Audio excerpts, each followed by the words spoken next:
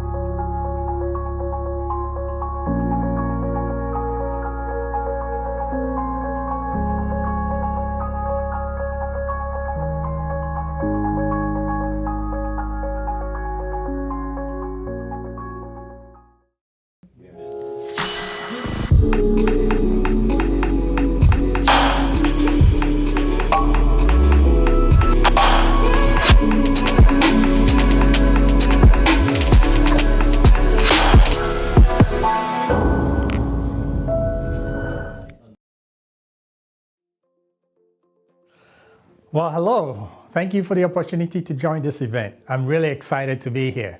This is just a fantastic opportunity, to basically have a chance to sit down and chat with folks at this State of Talent event. What I'm looking to do today is really have a conversation with you and share my experiences with you.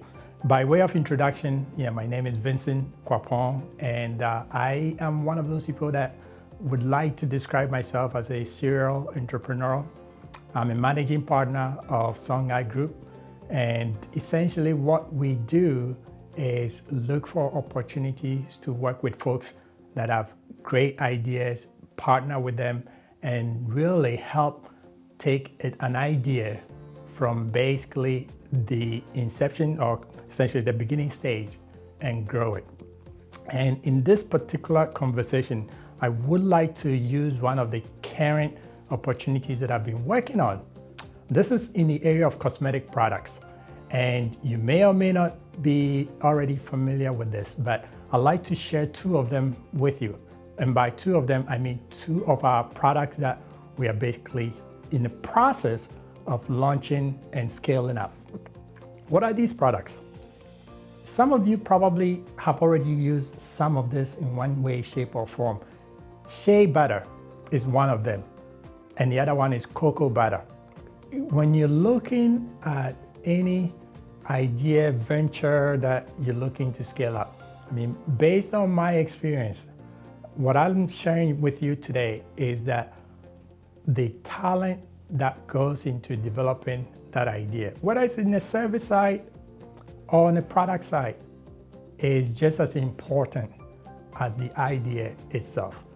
So with respect to employee wellness, that, in my opinion, is an absolute must-have, right? So those are things that, at least in the North American market, we all recognize as being very important. And of course, at the end of the day, I think it's fairly easy to look at the business implication of not having a healthy workforce.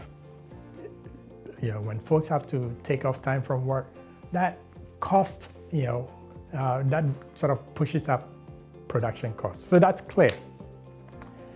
In a lot of the West African environments, those items are not appreciated to the same degree, at least to the level that I have experienced in the North American environment. Now, yes, it's not appreciated, but at the end of the day, you and I know that a healthy workforce essentially is synonymous with a healthy business.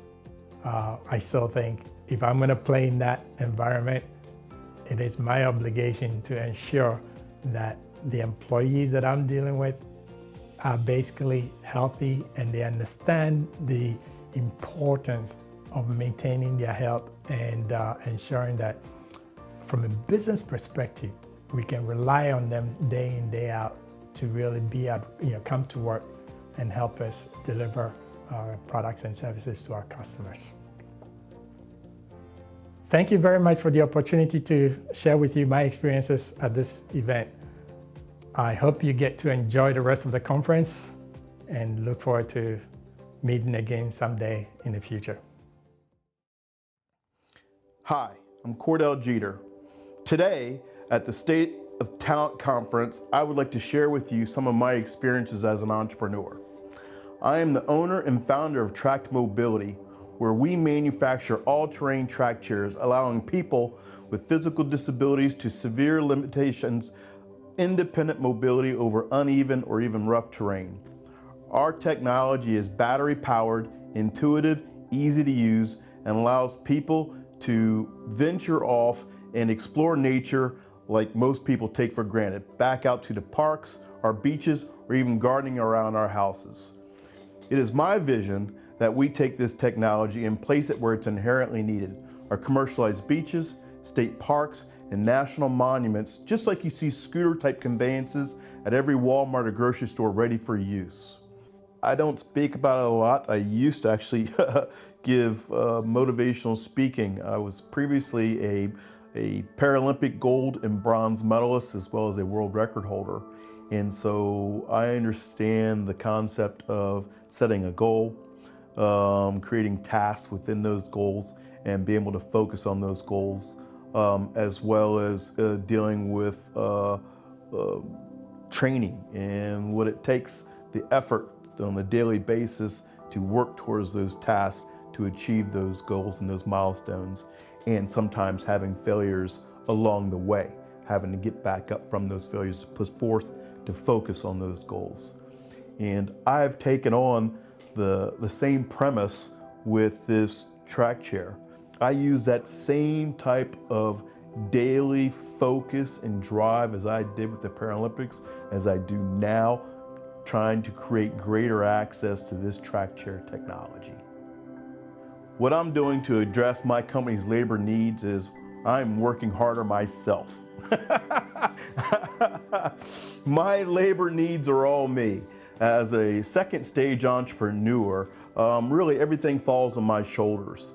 I've designed the chair, but I source just about every single component, locally as well as worldwide. But when those parts and components come in, they're literally coming to my house. They're coming to my garage, or they're coming into a depot, and I have to go pick them up. So when it comes to labor needs, it's all me. When those parts come in, they come back to my house, and as the manufacturer, now without having labor force, I'm the one that has to assemble, test, put everything together, shipping, processing, put the owner's manual, the instruction manual, getting the crating, all the wrapping, getting it down to the trucking station and shipping it off. I'm responsible for all of that. It's just me and my wife. When you're looking for a workforce, when I'm looking for people to grow within my company, I'm looking for somebody who's got a connection and understanding of what this technology is capable of, not necessarily the dollar. The dollar will take care of itself if we continue to take care of people.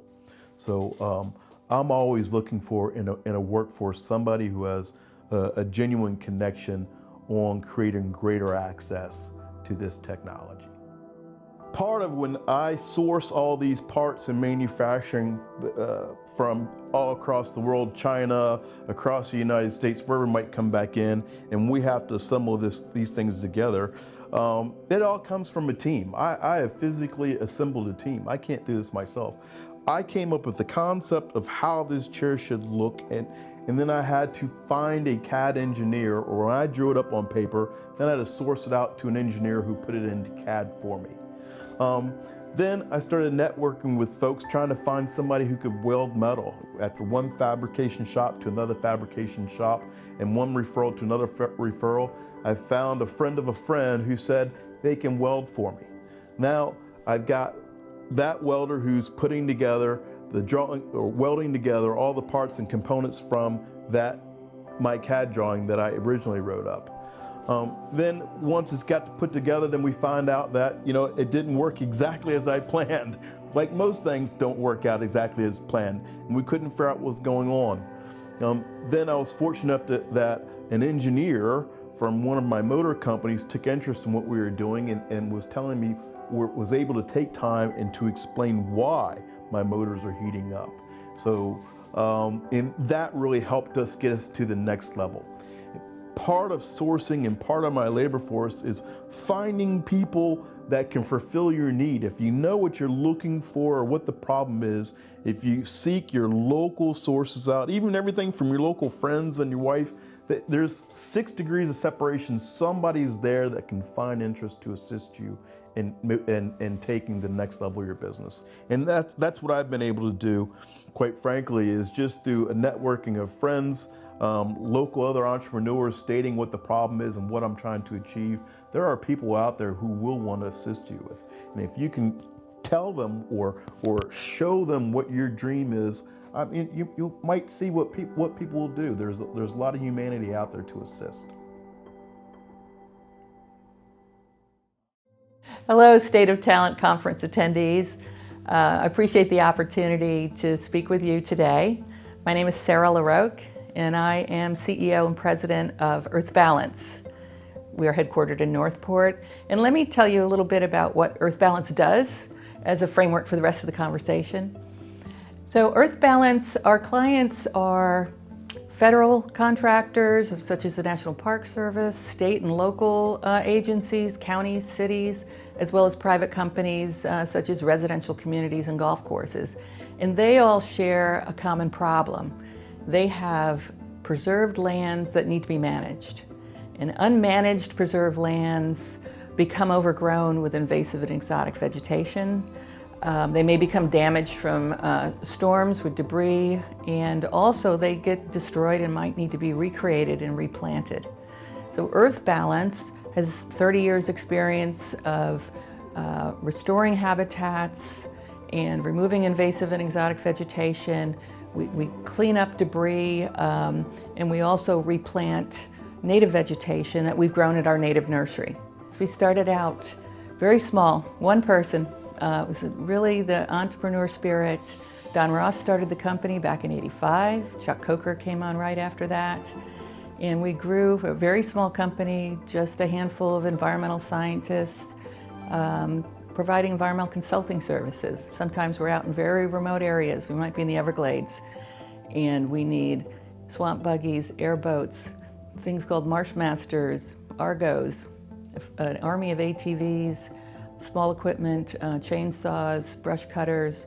So that's what we really look like today. We're a company of about 100 employees and a very large labor force, professional labor as well, environmental scientists, project managers, and business people. We're in Northport. We're headquartered in Northport, and that is where most of our project managers would work. And I'll tell you, 10 years ago, that was a harder sell. Northport has changed a lot. We're not quite Sarasota, we're not quite Fort Myers, but Northport has come such a long way that we are finding that's no longer a stumbling block in hiring our professional staff. They want to come here, they like it here. So that's easy to, it's been easier to overcome. And so another big seller that EarthBalance, which makes us very unique, both with crew and professional staff, is that we are an employee-owned company. So we're an ESOP, we're a 100% employee-owned company, and all our employees at EarthBalance are members of the ESOP, professional and crew.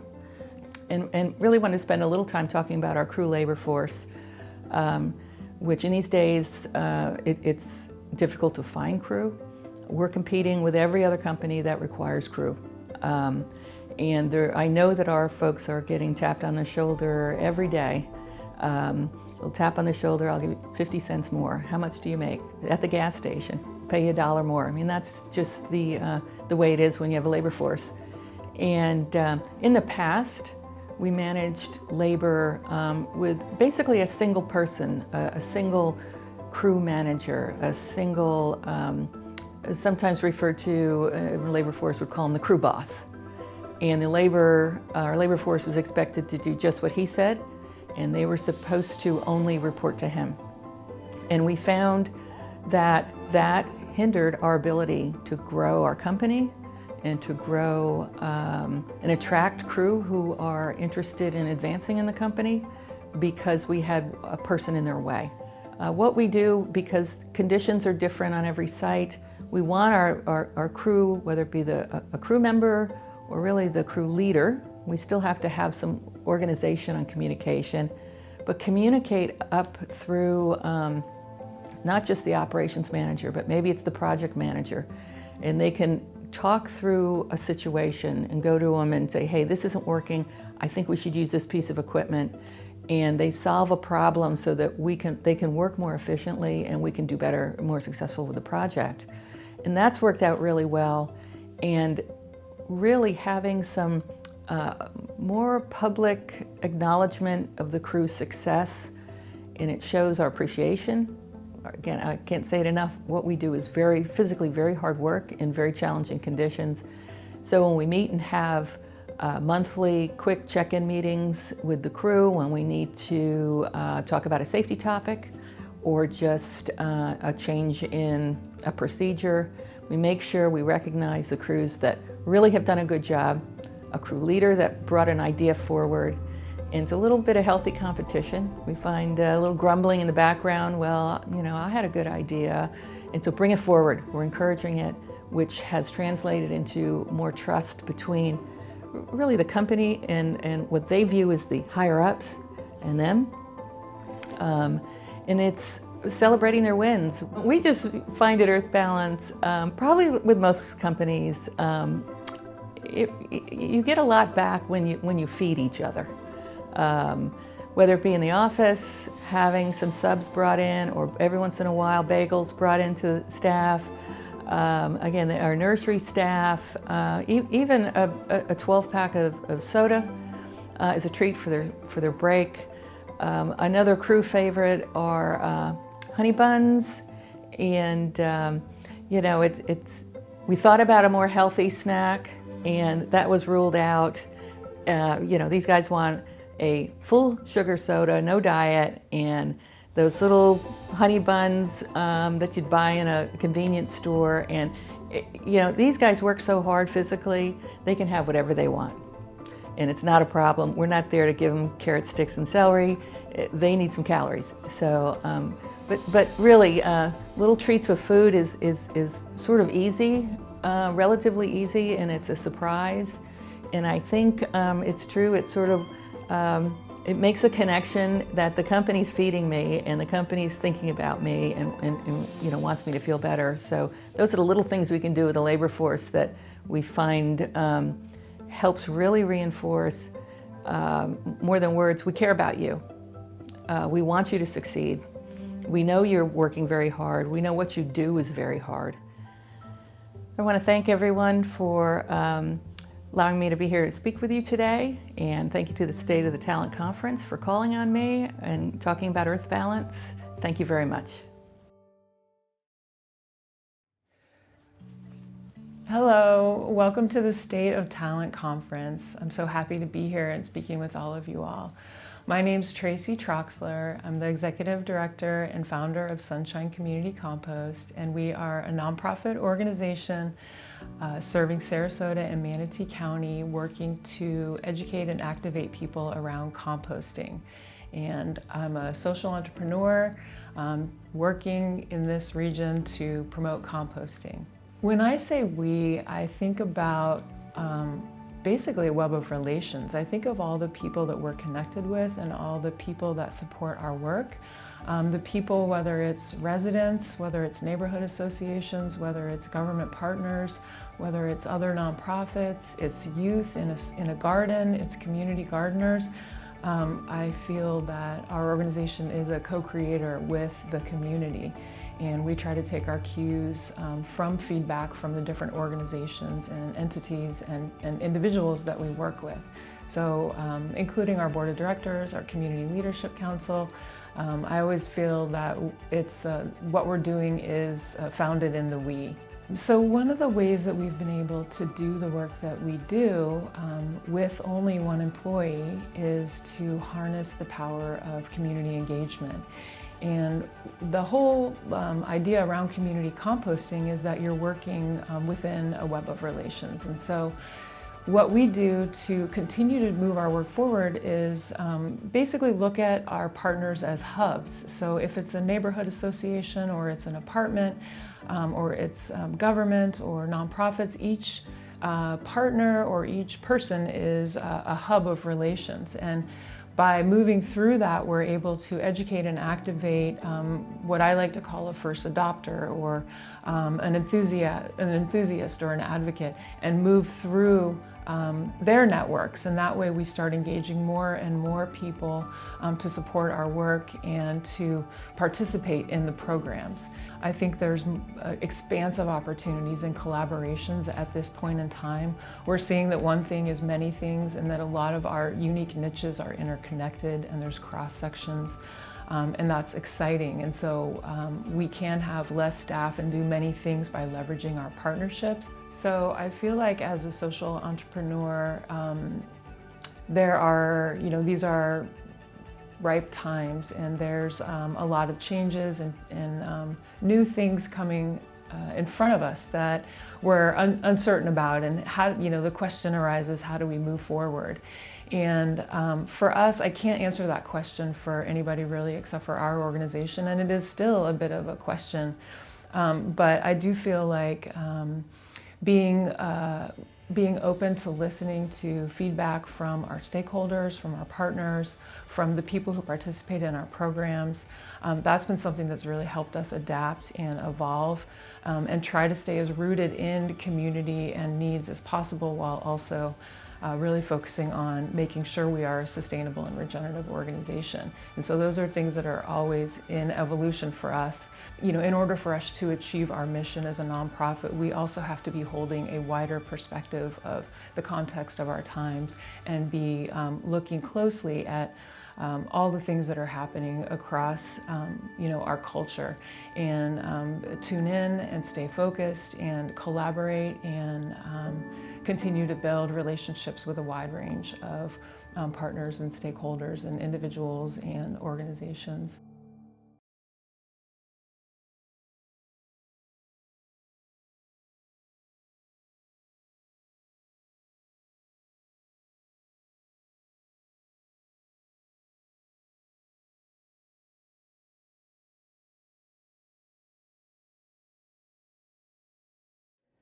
I'm Captain James Forrest, in charge of the Corrections Services Bureau at the Sarasota County Correctional Facility. The impact of job fairs on our community is quite high, considering that the number of individuals that come into our facility, those sentenced to the county facility have a recidivism rate of 58%. So that's individuals that are leaving here, going out, and returning due to criminal behavior. A lot of the issues that those individuals face are a lack of job skills or employability options. Having employers come into the facility and dealing with these individuals one-on-one and actually getting to interview them and getting behind the ideas that these individuals aren't employable has really had a great impact on our community, and seeing that these individuals do have skills and do offer a lot of content to the community. In doing so, they're gaining employment, they're gaining income, and they're making better decisions, giving opportunities that they didn't have before. My name is Silma Irizarry. I'm a corrections treatment specialist here at the Sarasota County Correctional Facility. I think it benefits them in knowing that there's alternatives for them when they are released. There are employers that are going to take an interest in them and their experiences that they would bring to the table to specific companies. A lot of them do have a lot of experience in sales, in marketing, in construction, in landscaping. But a lot of them can't tie in how they would take that experience to the next level. One of the stressors that they face prior to their release is, do they tell their employer about their criminal history? A lot of them ask if they are felons, and so a lot of them will avoid dealing with employers that are asking those type of questions out of fear that they won't be hired. So I think this gives them an opportunity to clear the air and to be able to explain to the, especially to the employers that come in and they're able to have that face-to-face time with them. They can explain their situation, and then they can get that feedback from the employers, and then they know that in the future when they go apply for a job, they're able to discuss this more openly, more freely, and know that they're not going to be met with any type of negative consequences.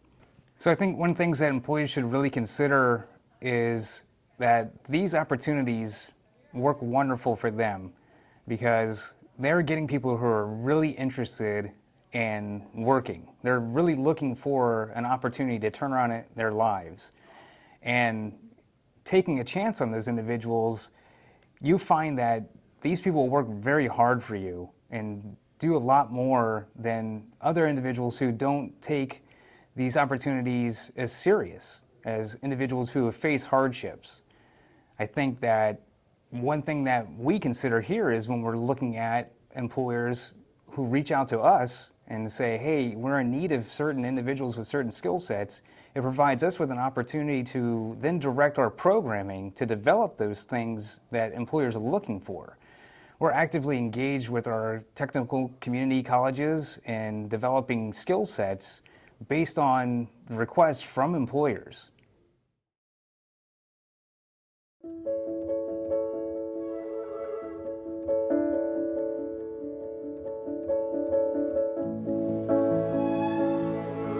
Consider this.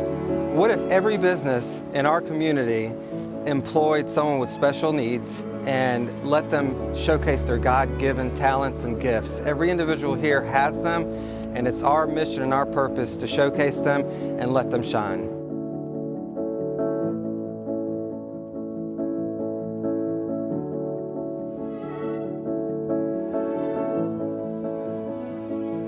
Our mission here is not only to employ those with intellectual needs, we really want to train them and give them the tools to go out and get a job elsewhere. We wouldn't be doing ourselves anything good, and we wouldn't be doing right by them if we wanted to retain them in this operation. So our goal is to get them in, train them as proficiently and quickly as we can, and get them, we're happy with 60–70% proficiency in all areas, but I would love the opportunity to take a Mercedes or a Cody or one of our clients and walk them into a Starbucks or into a restaurant, and absolutely with all my heart be confident they would be successful there. So that's my mission, is to really get them to succeed outside of Rise and Nyes. I'm Beaver Shriver. I'm the co-founder of Rise and Nyes, a coffee and ice cream shop here in downtown Sarasota. We opened up at the end of December 2020. Kind of a crazy time to try and open up a shop, but we did. We have 35 employees that work here. Most of our employees are individuals with intellectual and developmental disabilities. Many have never had a job before. This is their first time having a place to be included in the workforce. We're super excited to be here and so happy to have these guys here working for us. Again, most have never had a job. They've been hanging out at home, they've timed out of school, and now they've got a place to be. They've got a job, they receive a business card, they've got an apron, they get a paycheck, they get paid more than minimum wage, and they're included in our workforce. We have team leaders, we have jobs coaches that help them out. So it's an inclusive workforce here at Rise and Nyes. So we have customers that come in, often they don't realize what's going on in here. They'll come in and they'll place their order with somebody who has autism. They'll receive their coffee that was just made by somebody with Down syndrome. And occasionally people don't realize what's going on. And I make an attempt to talk to everybody who comes in and let them know what's going on. I've made more people cry in the last 2 months than I have my whole life. Just because once they realize what we're doing, they look around and see these people who are in there working, again, letting their abilities shine. And it's heartwarming to see these people realize what's going on. It just opens eyes, opens hearts, and the hope is that they realize, my gosh, these guys have abilities, and that's somebody that I could maybe use at my car dealership, at my dress shop. Again, open up opportunities for these individuals with intellectual and developmental disabilities, give them a chance to be in the general workforce. That's one of our main goals here at Rise and Nyes. For the population of individuals with intellectual and developmental disabilities, 80% of that population is unemployed. In our shop, most have never had a job. For us, it's a great resource. It's an untapped resource for people who are able, who are willing and excited to have a job. Our guys come in every day and they're so happy to be coming in, to have a place to be, to have a job, and to let their abilities shine. We've got one individual with Down syndrome, and he is a legitimate black belt in Taekwondo. He's a competitive ballroom dancer. People don't see those abilities when they just see him with Down syndrome. And he can run our cash register. He can scoop ice cream. He knows how to make coffee. He can run the whole shop. And people look at him and think, gosh, what is he able to do? And he's letting his abilities shine here at Rise and Nyes. We could open up 10 of these shops in the area. Again, with all the people we know in this area with intellectual and developmental disabilities, there's so many out there that are dying to have a job and would be thrilled to have a job. And we're so proud to be able to offer that here in our shop. And again, I could open up 10 more shops in the area, and there'd be people knocking at the door just dying to have a job. I've got a stack of applications this thick, and we need to just open up more shops or open up more hearts and minds at other businesses so that they see this population and realize that these guys can do the job. My name is Chris Cushman, and I'm the general manager of Rise and Nyes here in State Street in Sarasota, Florida. I'm here with two of my wonderful employees. I have Manning right here on my right and Kayla here on my left. I think for Manning, this is your first job. How do you feel about that? I feel really, really good about it. And I don't know about you, Kayla. Is this your first job? Yes, it is, with help from my job, help with from my job coach. From your job coach, right. So is that pretty special to be having this your first job? Yes, it is. What do you think? Tell me a little bit about the customers you've met. I really, really, really like the customers. Why? Why do you like the customers? Because they're really, really nice. One of the things that Manning is awesome at is introducing herself when they arrive, asking them if there's anything she can do to help them. And both these gals are very personable, which is one of the great things about having them employed by us. What's your favorite thing to eat at Rise and Nice? Beignets. Why do you like the beignets? Beignets because they taste delicious, especially with the powdered sugar on them. Good. How about you, Kayla? The beignets because I like how they taste and also with the cinnamon. Got it.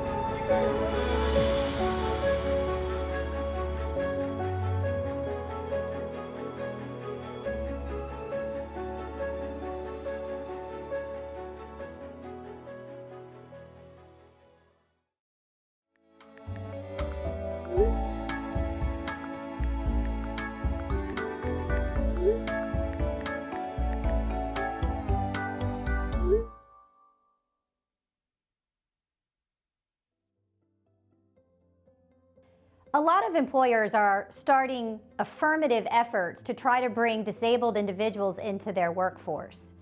This is a laudable exercise, and it enables people to have an income that they wouldn't have before. However, all the same laws that apply to hiring someone who's not disabled also apply to hiring of those that are. Need to keep in mind that employers are required to provide reasonable accommodation to those with disabilities.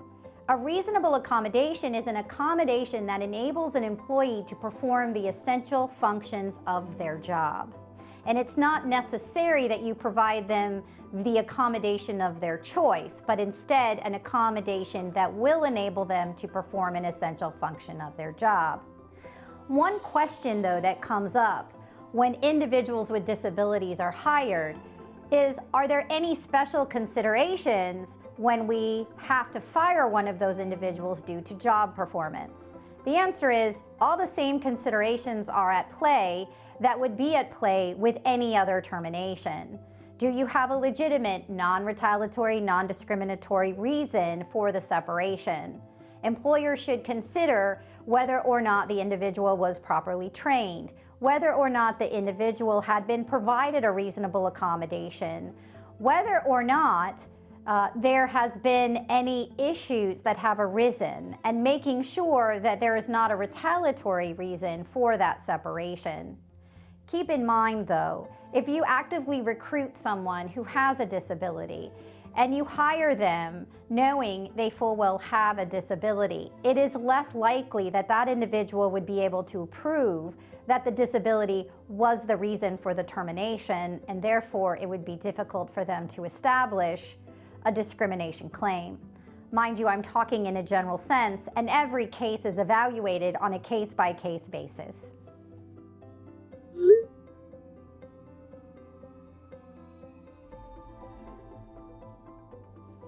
When hiring, businesses should consider whether or not they have someone in place that knows how to properly guide employees through the I-9 process. The I-9 forms change almost every year, and you can always download them from the internet. Updated forms are always available. In addition, for those employers that don't have anybody in place that understands how to properly go through this process, there are webinars free on the government websites, particularly the INS. And at the end of the day, it's very important to make sure that you're hiring individuals that are authorized to work in the United States. If you knowingly hire someone that is not authorized to work in the United States, then you can get in a lot of trouble. Keeping in mind, however, that you cannot make a preference for a certain type of worker. If a worker is authorized to work in the United States, you cannot discriminate based on citizenship. A lot of individuals don't realize that. But the Department of Justice does come in and do investigations of employers when there are allegations that there is discrimination based on citizenship status. If someone is authorized to work in the United States, they are authorized to work.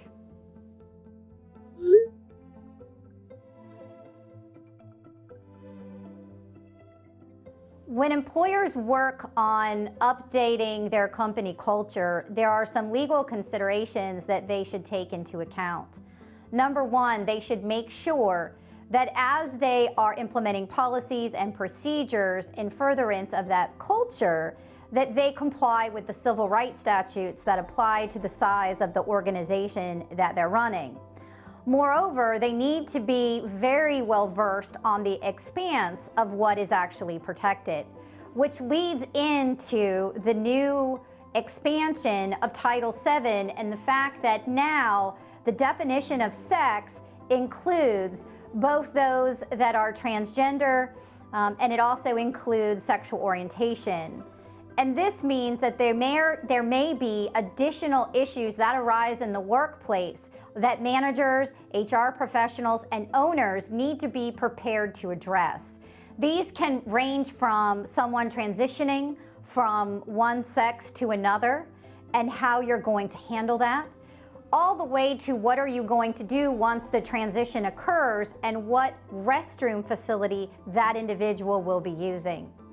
This is a new area for a lot of employers and for a lot of businesses, and it's going to take a lot of time and effort as a business to put together a plan to make sure that you are addressing things not only in a way that complies with your company culture, but also one that complies with the law.